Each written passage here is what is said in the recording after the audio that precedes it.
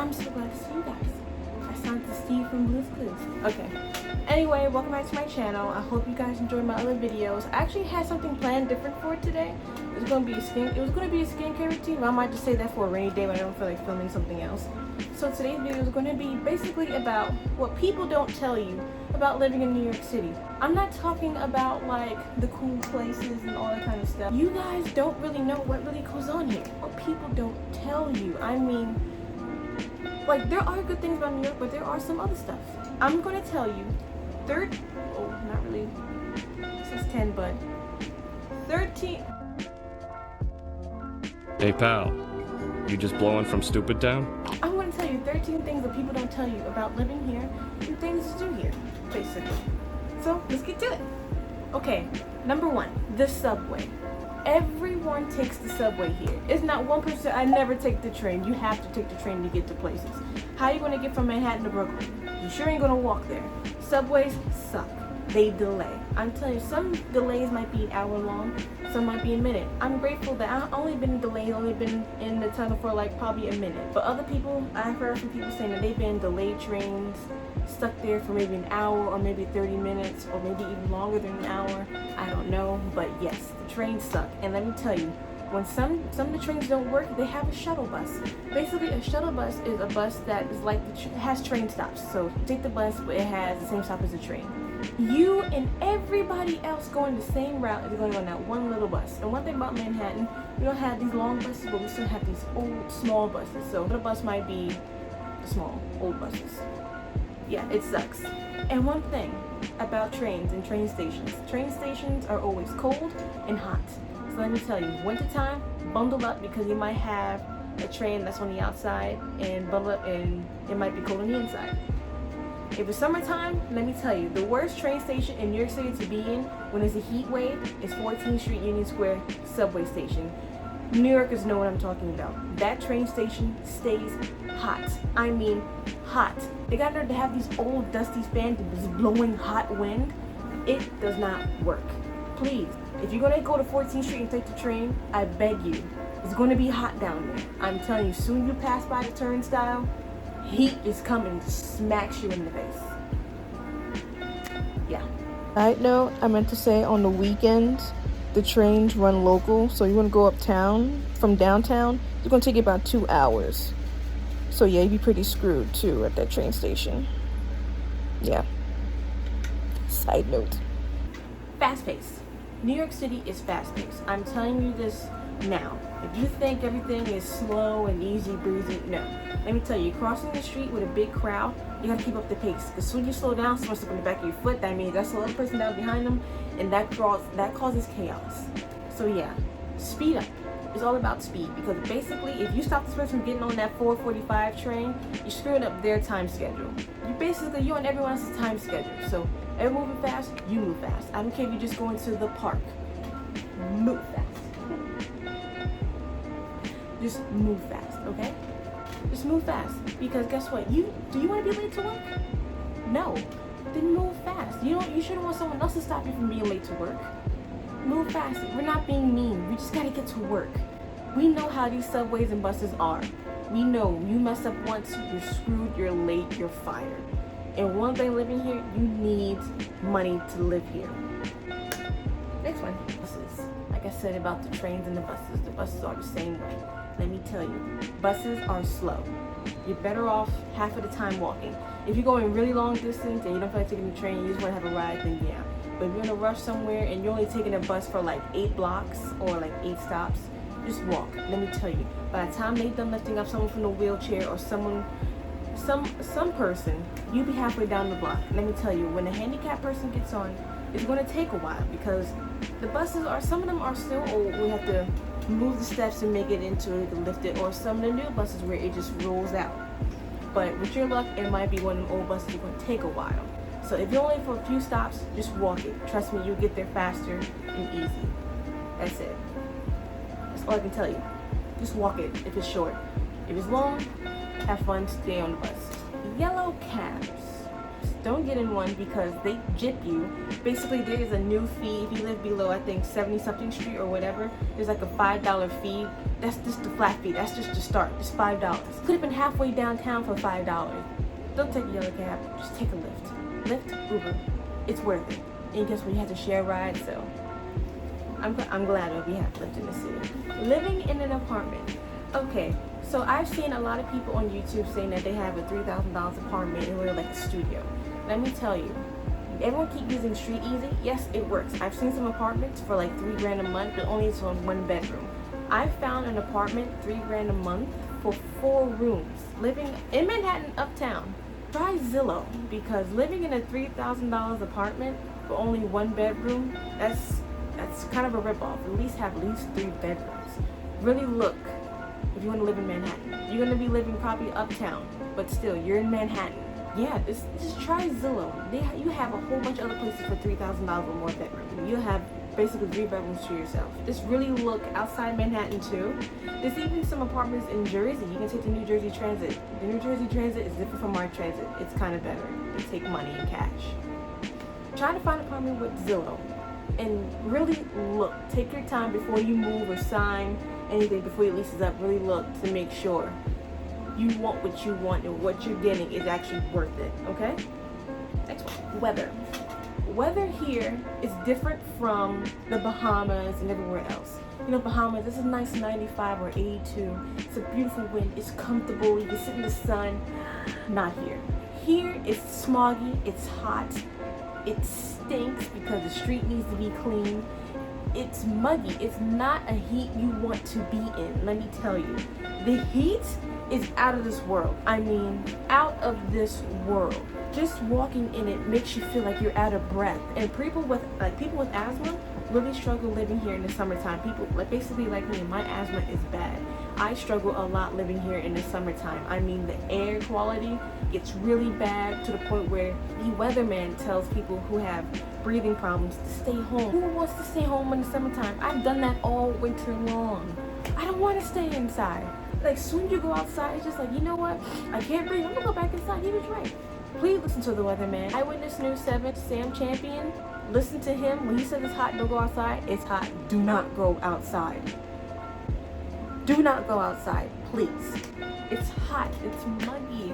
And especially certain places in Manhattan, like near Wall Street, please don't go down there if you have really bad asthma or breathing problems, because down there's tall buildings, no wind, it's just stagnant, muggy air with cigarettes, because a lot of people there smoke cigarettes on the outside.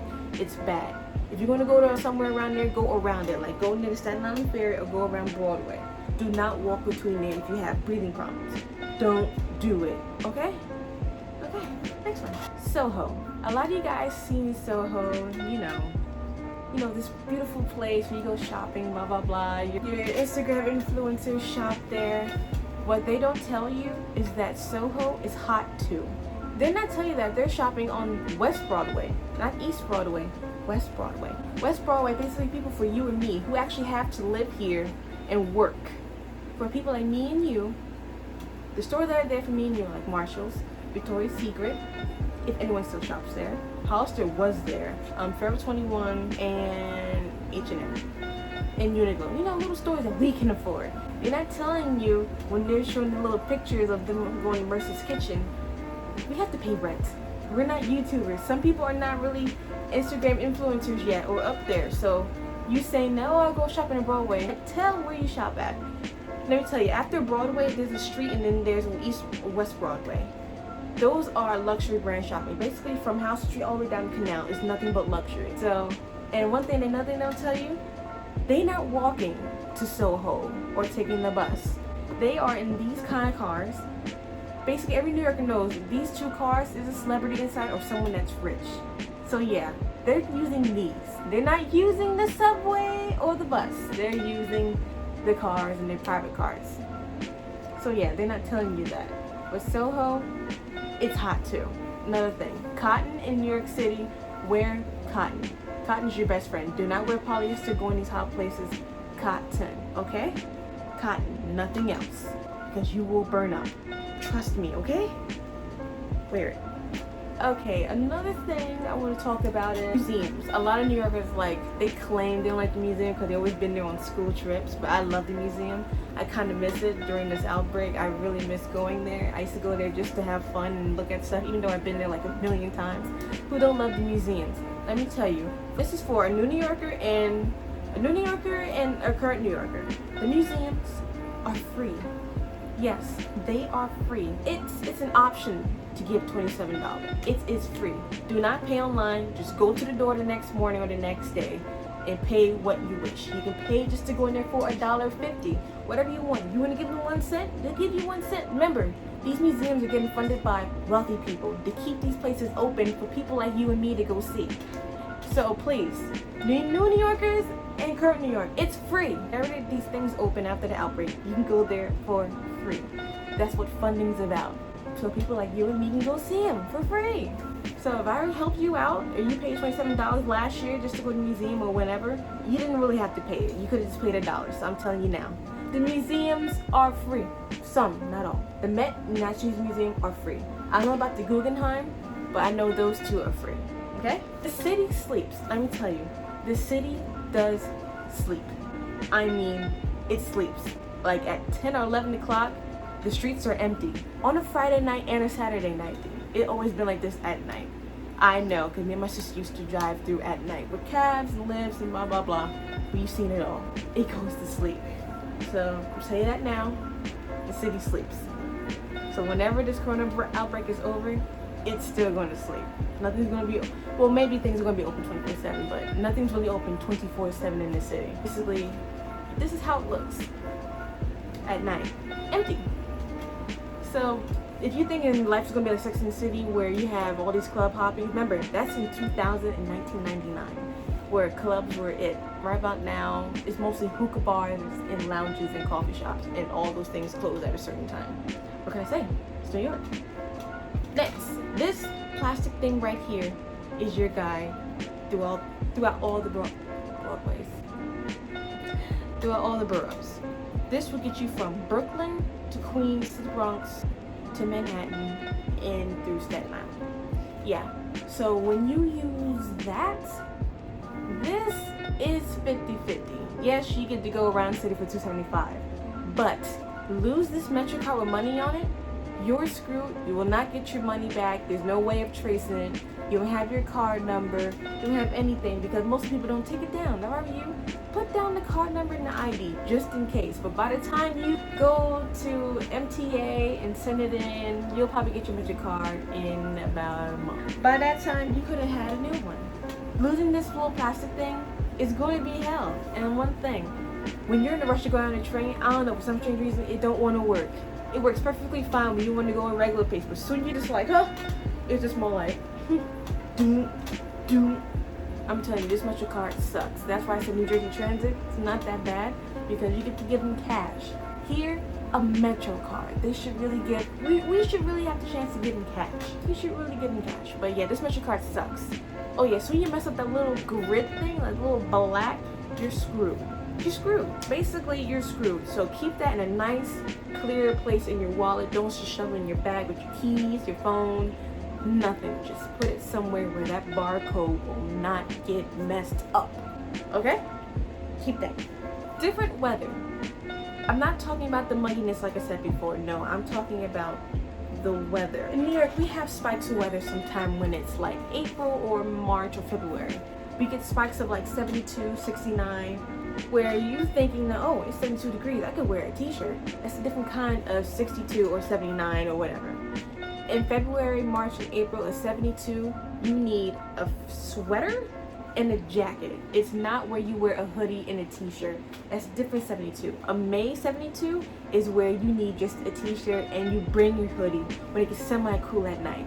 February is 72, it's cool, but at night it gets colder because remember, it's still February, March, and April. The weather is not stable yet. It's still cold at night.